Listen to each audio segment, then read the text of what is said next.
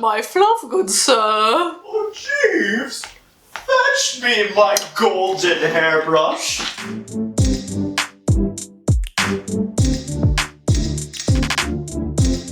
Hi, hello everybody, welcome to today's video. It's been a long time since I posted, but I am just trying to get back into the rhythm of things and edit a video, post up a video. My name is Kat. Hello again. I hope that you're just having a fantastic day today, and I hope that you're excited to talk about tokophobia with me. Let's just kind of get into it and get started, and we'll kind of go through, you know, what it is a little bit. I'm not gonna harp on it too much because there's so many great resources out there that can better inform you.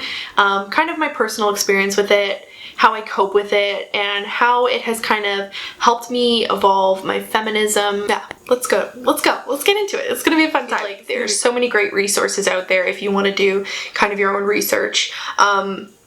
But tokophobia is the fear or dread of pregnancy. There's primary tokophobia and there's secondary tokophobia.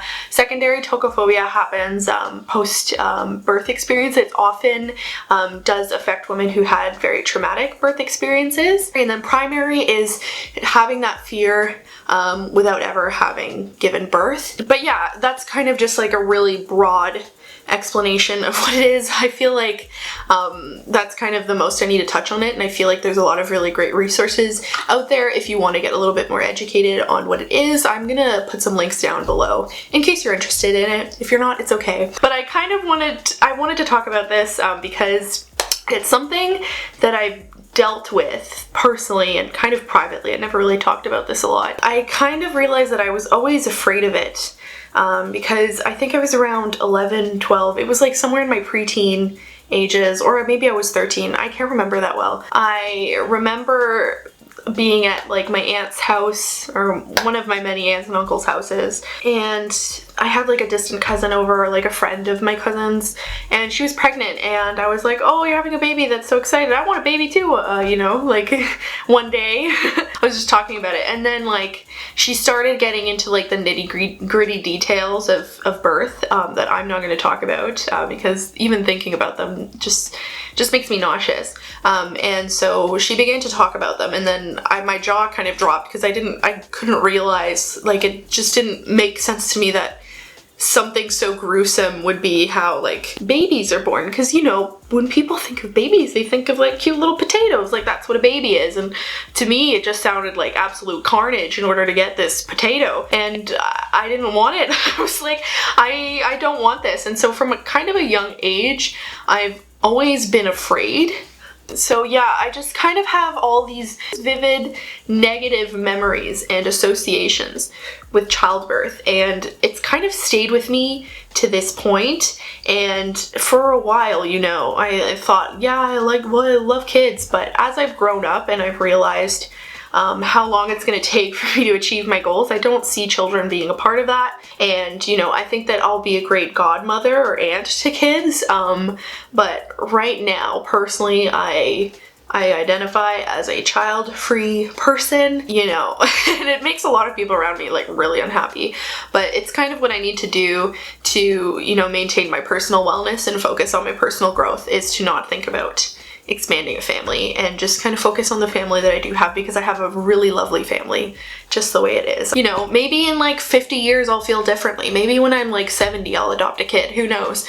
But I truly don't feel a drive to start the traditional type of family. Who's a cutie? Me. There was a candle there, that got dangerously close. That did get dangerously close. Okay, go away, because I'm talking about serious things and I'm shy. Ooh, okay, so back on topic.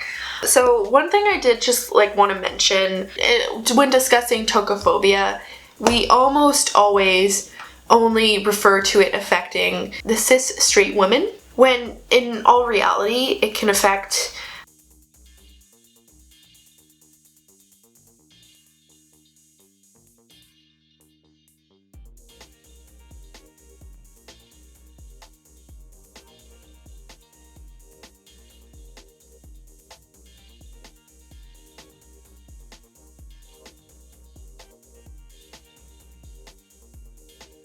it has a broad population of people suffering from it, and I feel like in the conversation, for the most part, I've really only seen it until recently, really, I've only seen it when discussing the fears of heterosexual women. It can affect anybody. That's kind of the point I'm trying to say. So I feel like when we discuss tokophobia, I have been making it a very conscious method of mine to practice inclusivity in my language. I've been really inspired by my support group to stand up for anybody who is suffering from this, regardless of their gender, of their sexuality. Kind of just like continuing on, if you will. Maybe I'll put on my glasses. Kind of just, ooh, these are dirty. Okay, let's clean these, and then I'm gonna put them back on because my eyes are starting to hurt a little bit. So kind of going back to what we were talking about, you know, we kind of mentioned what it is. Personally, my experience in kind of like awakening it, I guess, where it all stemmed from. And then also, you know, who it affects, because, you know, it's much more broad than we think it is. It can really affect anybody, to be honest. As far as tokophobia goes, I personally feel like it's something I'm never going to be able to conquer. I feel like it's something that I'm going to live with for pretty much my whole life. But it's a very scary thing for me to associate making a person inside of a person. I find that it's really scary. I find it terrifying, and I find, you know, seeing birth on TV, hearing people talk about birth, it makes me nauseous. And, you know, when I'm on social media, like if I'm on Facebook or Instagram and I see a photo of like a pregnant person or somebody giving birth, and I see like the more graphic details of it especially, I get kind of upset. I need to scroll away from it as quickly as possible. And it's kind of just become kind of like a normal part of my life to be uncomfortable with it and to have anxiety around it. But I don't suggest what I'm doing to really anybody.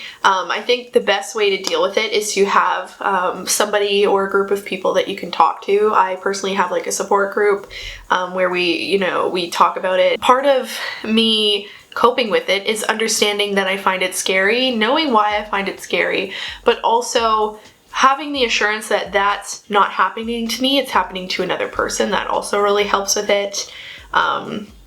So yeah, I feel like there's 101 different ways of coping with it, but I kind of just wanted to talk about my personal experience and, you know, what it means for me, why it's happening to me, and how I deal with it personally. Another big thing I wanted to chat about was kind of its role in my being a good feminist. I can acknowledge that I did this and that I am not proud of the fact that I did this, but for a long time I didn't value mothers and parenthood kind of as an important part of feminism, and it is. Having that choice be up to you, that's part of feminism, right? You know, the right to choose, the access to birth control and abortion services if needed, if desired. Those things are a really big part of feminism. The lack of motherhood or the presence of motherhood, I feel like that part of feminism to me, I kind of always just pushed it out of the way because I thought that women were destined for more. And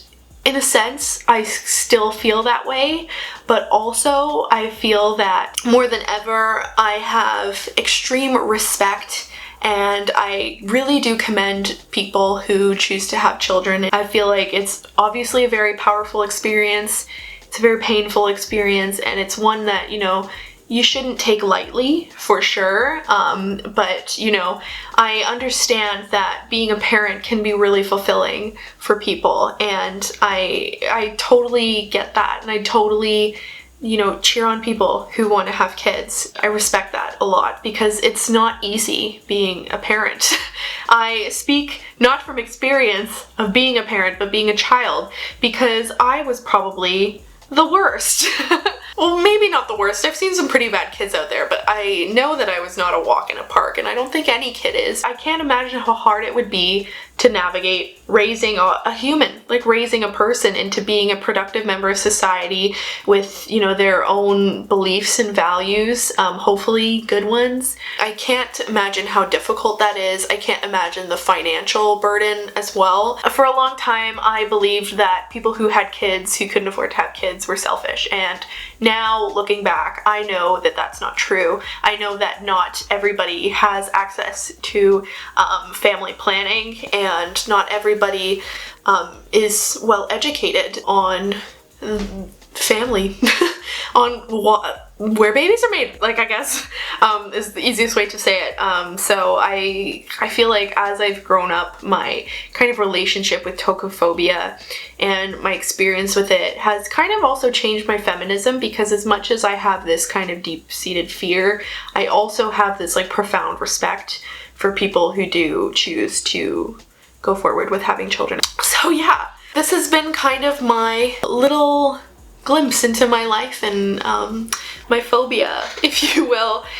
This is so weird to talk about it because it's like really personal, but I am really excited that I got it off my chest and that I got to talk about it a little bit. Like I said, I'm going to find some really excellent resources around this topic and put them in the description if you are interested. If you're not, it's cool. I just thank you for making it this far. If you like the video, please like it and subscribe to my channel. The content won't really be like this. This isn't like my normal content talking about stuff like this. I mostly just talk about like makeup. I did like a video about bags that went really well, so I'm going to be talking a little bit more about handbags as well. Or if you did like this video, I'd be really curious to know. It was really neat to talk about something that kind of affects me really deeply, and that's a little bit more personal. So yeah, I hope that you had a good time. That's all for today, and I'll see you in the next video, guys. Bye!